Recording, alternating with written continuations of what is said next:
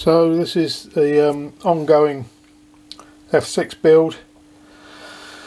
So I've put I've exchanged what was the Alf J with the F6 board.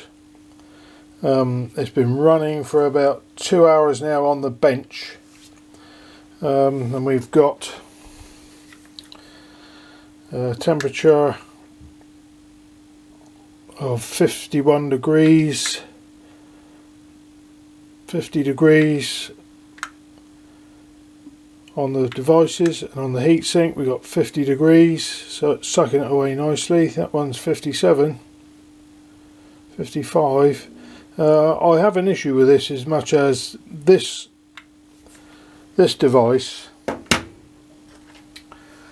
on this side, if we use the DIY, this is the 5U case of course, this device is on the very extremities of its heatsink, so I don't think it's best placed there. It could be somewhere else. I might have to detune this a bit. I'm running 1 volt of bias at the present second, and I've got an 8 millivolt offset, so I don't think you can see that. I've got just over 1 volt, can't get it all in shot, and the offset, we can see that, yeah, 8 millivolts. So I'm gonna wind this back a bit actually, I think, because it's running too hot.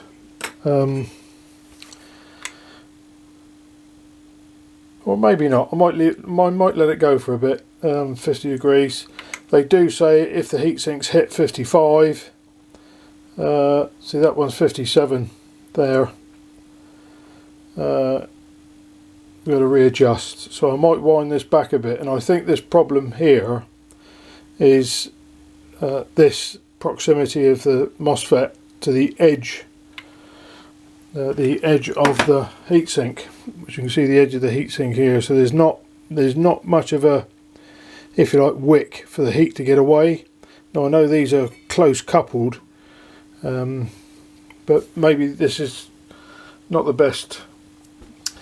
Anyway, that's by the by. What I've also got, excuse me, what I've also got on this is this here on the right hand side is Speaker Protect, which detects any DC on the output, speaker outputs. If it sees up more than 1 volt DC, automatically shuts off that supply to that speaker. Now the reason I've implemented this is because on the Alf J I've had an issue, as you saw on the previous videos on the Alf J. I built it up, worked perfectly, sound great. I left it in situ for about an hour in service, playing away, and then pop, one of the channels went DC and took out a JR149 in its entirety. So I'm just being cautious. Now I did do a bit of homework, and I found this is a 74 in here.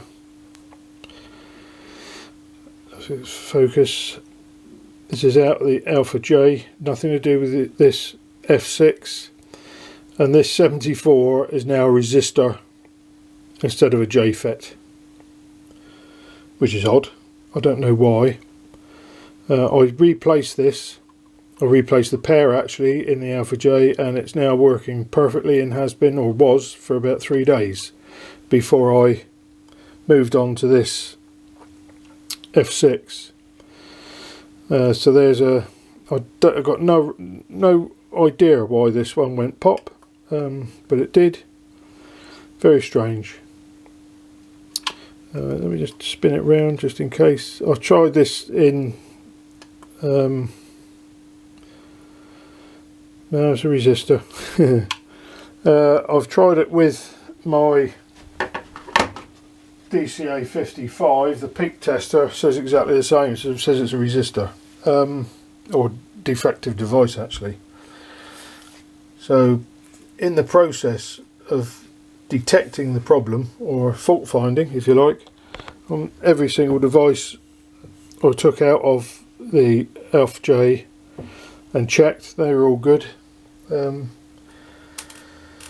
So that's part and parcel of DIY. I've got no understanding why that J-fit went pop on the FJ, but this is the, we'll concentrate now on this. This is the F6. This has been on the bench for well over an hour, pushing on 2 now.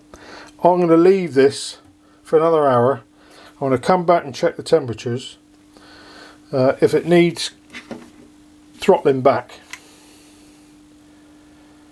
51, 52, and that's what, see, I'm running it without the lid on at the moment, so 50. I'm going to suggest, yeah, I'm going to put the lid on and leave it for another hour, then we'll come back and have another look. So this is the coming to the end of this video of the F6 sort of build. It's not really. The power supply is exactly the same as the FJ, and all I've done is fitted the F6 power amp boards in the same chassis that the FJ amp boards are in, and I'm very happy with it now. This is very stable. As you can see, I've got 1 volt of bias, and I've got 5 millivolts of offset. I can actually tweak that back to 0, but I'm happy with that. I don't want to upset it any further.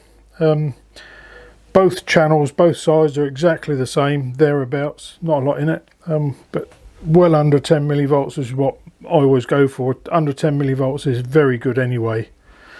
So this is now, this is 3 hours odd into the completion. Yeah, about 3 hours. Been on the bench, just sat soaking, and we've ended up. See if I can get this back a bit. There we go.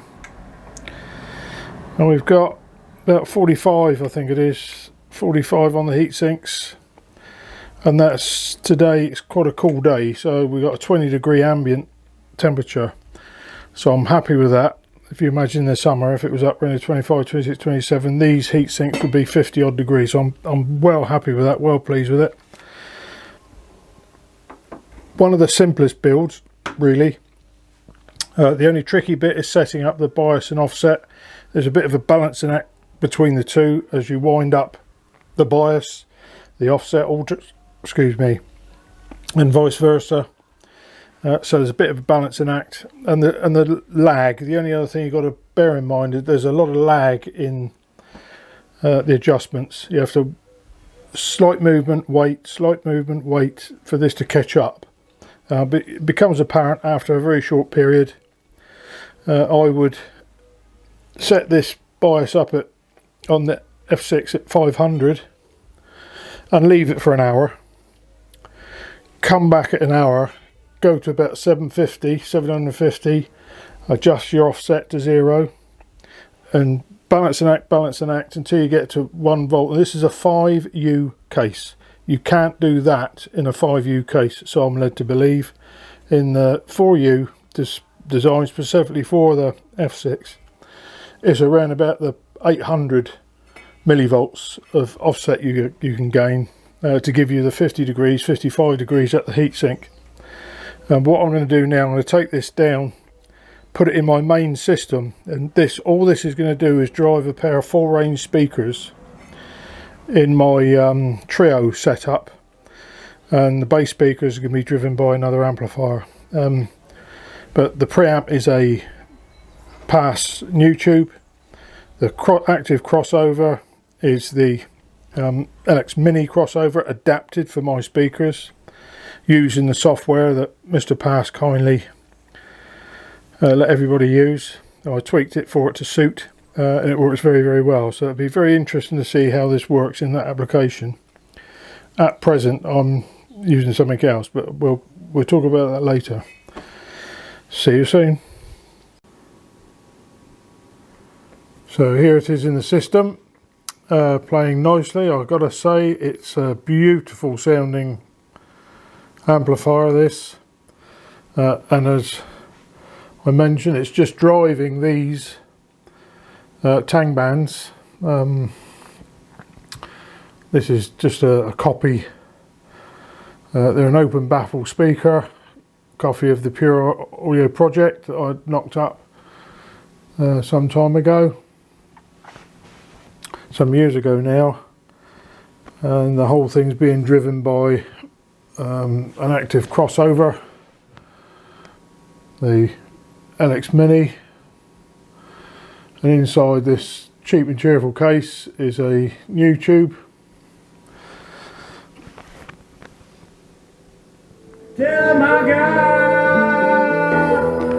then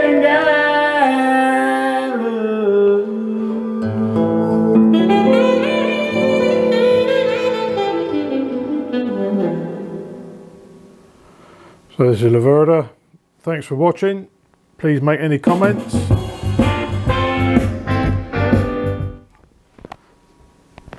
Please make any comments as you wish. All greatly appreciated. Laverda, the implementer, signing off for this video. There will be another one following shortly on a different type of amplifier, I believe. So until then, keep safe, keep well. All the best.